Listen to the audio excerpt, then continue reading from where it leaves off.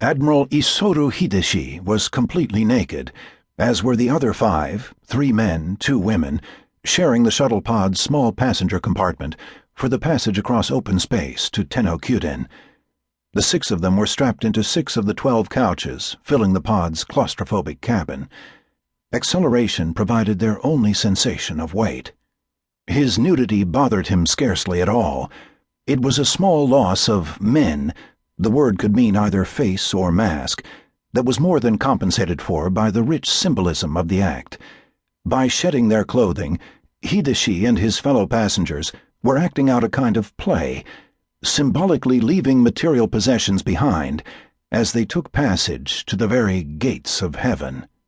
And, of course, their nudity made it easier for the security personnel, who were examining them even now with a ruthless, near-microscopic scrutiny through the array of sensors embedded in the surrounding bulkheads and in the seats to which they were strapped. Impassively, Hideshi watched the great wheel unfold before him on the vessel's view-wall. Tenno Kyuden, the Imperial Palace, was far more splendid, more spectacular than any holo, even than any Vir simulation could possibly render it.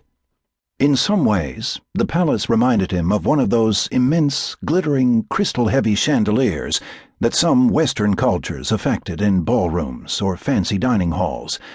It had begun as a simple wheel attached at its hub to the jackstraw-tangled complex of the Singapore Sync-Orbital Station, but in the past few centuries, construction had been unceasing, as more and more modules and apartments and imperial functionary habitats had been added. Now, the structure was wider than the largest Ryu Dragon ship, and far more massive. Its rotation provided varying levels of spin gravity for the habitats within, the precise acceleration of a given level depending on how far it was from the hub, where it was essentially zero. The wheel's hub was attached to a tangle of zero-gravity structures that zigzagged out along the orbital. The entire complex was positioned at the sync-orbit slot above Earth's Singapore Sky-L, the slender elevator tower that connected the island of Palau Linga on the equator, located just south of Singapore, with that spot in orbit some 36,000 kilometers directly overhead, where orbital period precisely matched Earth's 24-hour rotation. Moments before, the pod had left the main Sky-L receiving bay and was drifting now across open space toward the wheel's hub. "Pod Swan's flight, this is Palace of Heaven approach control," a voice said softly inside his head, speaking through his Cephlink. "Passenger 1, verify, please, your identity." Hideshi gave a single, sharp, precisely military nod. "Hi, Rear Admiral Isoro Hideshi of the Imperial carrier Sorario. I open myself to your inspection." He could feel the cold fingers of a security observer aboard the Palace, probing his Cephlink, then pushing through the nanotechnically grown circuitry to his personal RAM, opening files, extracting data, examining, comparing. Such stringent security safeguards were necessary, of course, and Isoro accepted them without reservation.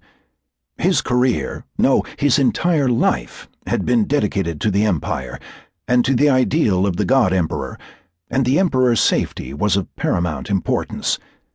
The shuttle was one of a small fleet of service and orbital transport vehicles kept at Singapore Sync-Orbital for the sole purpose of carrying visitors to and from the Imperial Palace. Passengers aboard those shuttles, as well as on the handful of tube shuttles that connected the hub of the Great Wheel with the rest of the Sync-Orbital, could be meticulously scrutinized during their approach. Any deviation from the expected, any suspicious shadows picked up within the body by the X-ray and infrasound scanners, any change in the arrays of data stacked within his personal RAM, and he would be immediately apprehended by the army of security personnel waiting within the palace. If the threat were deemed serious enough, he would be cut down before docking by one of the remote lasers mounted in the bulkheads, or if the threat were more serious still, the pod could be detonated long before it was close enough to be a threat to the palace or the person of the God Emperor. Hideshi cast a wary eye on his naked companions. One of the men was Captain Shigeru Ushiba.